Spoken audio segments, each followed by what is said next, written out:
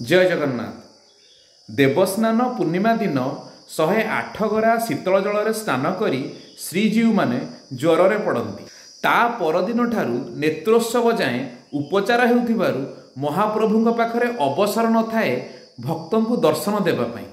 तेणु ए समय अनवसर बा अणसर केवल विश्वावसु वंशधर दैतापति सेवक माने ए समय महाप्रभु सेवा करती। फुलुरी तेल और 10 मूल मोदक द्वारा सुस्थ होती महाप्रभु। तेलरे फूल मिसी तैयारी हुए बोली ना तार फुलुरी तेल।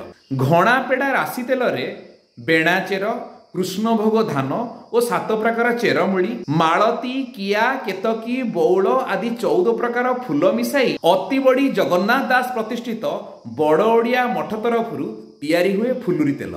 प्रतिवर्ष हेरा पंचमी दिन यह तेल को एक माटी पात्र रखी माटी तले पोती दि जाए एवं वर्षे परे देवस्नान पूर्णिमा पूर्व दिन यह तेल को माटी तलू काढ़ी दि जाए।